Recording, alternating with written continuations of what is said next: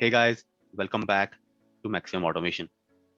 Today in this video, we're going to see that how to execute your test on Selenium Grid, which is created using Docker. In my last video, we have already discussed that how to set up Selenium Grid on Docker. And I hope that you have watched that video and already set up the grid with you. So now let's see that how can we execute our test on remote machine. Let's go to the project and open the step definition class. Here you can see that we have initialized the WebDriver object based on the different browsers. So what I'm gonna do is I will initialize the WebDriver object with remote WebDriver. Currently, I'm doing it for Chrome browser only. Let's comment this code for now and create an object of Chrome options option. Import the package for the same. Then initialize the object using new Chrome options. After that, we'll initialize the driver object with new remote WebDriver and pass the URL in the argument. The URL will contain the address of the hub of Selenium Grid, which is running on localhost with port number 4x4. Then pass the Chrome option object in the second argument. And after that, add the try catch block to catch the malformed URL exception. Now let's run the test. So the execution has been started. And you can see the message over here that a session has been created with the remote machine. If I go to the Selenium Grid console URL, then you can see that one instance of Chrome browser is occupied with the execution. So execution is done. If I go back to the Grid console URL again, then we can see that now all instances are free or available for execution.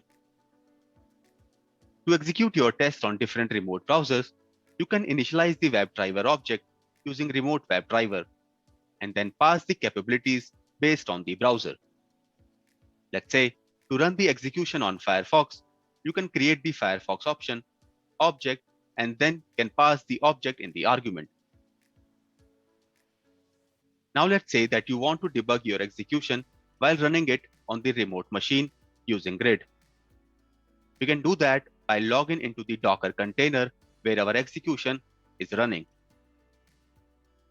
And for that, we need VNC Viewer to log in into the container. So you can download the VNC Viewer from Real VNC website. You can navigate to this web page and then can download the setup based on your operating system. Once you are done with the installation, then you can open the VNC Viewer to connect to the Docker container. But before connecting to the machine, we have to change the images which we used in Grid setup. As you can see that currently we have used Selenium Node Chrome image for creating the container for Chrome browser. And to connect to the container from VNC Viewer, we need VNC server to be running on the same container. Currently with this image, we don't have any VNC server running inside the Chrome container. So that's why we have to use different image so that we can log in into the container. Now what I'm gonna do is, we'll pull a new image for creating container for Chrome with the name Selenium Node Chrome Debug. So when we'll run our container using this image, then VNC server is also gonna run on the same container, which will help us to connect to the container using the VNC Viewer. Now the image has been downloaded. So I will stop the Selenium Grid setup by typing the command docker compose down. Once it is stopped, then open the docker compose YAML file and then update the image name for Chrome, Selenium Node Chrome Debug. Now this image will be used to create the container for Chrome browser.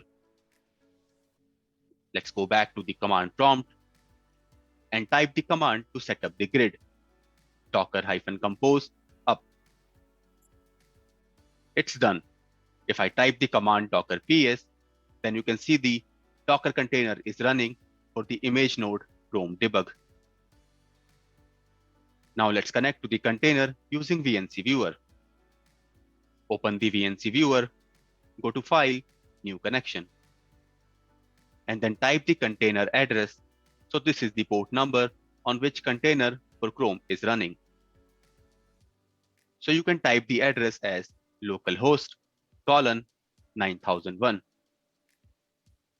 Then provide any name to this container and save it. Now double click on it to connect to the container. You can see that it is asking for the password to connect. So you can type the password as secret. To connect to the any browser container, you can use the same password. If I click on OK, then you can see that we have successfully logged in to the container. Now let's go to the project and run the test again. So execution has been started.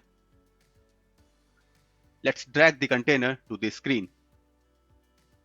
So here you can see that execution is running on Chrome browser, which is inside a Docker container. This way, you can always debug your tests. So the execution has been done and the instance of Chrome browser is also closed. Similarly, you can set up the debug container for other browsers as well. Say for Firefox, you can download the image Selenium node Firefox debug and then set up the grid again to debug the test on Firefox. So this is how you can run and debug your test on Selenium Grid, created using Docker. Thank you for watching. If you liked it, then please subscribe the channel to get more videos on automation. Also, please don't forget to click on the bell icon. Thank you.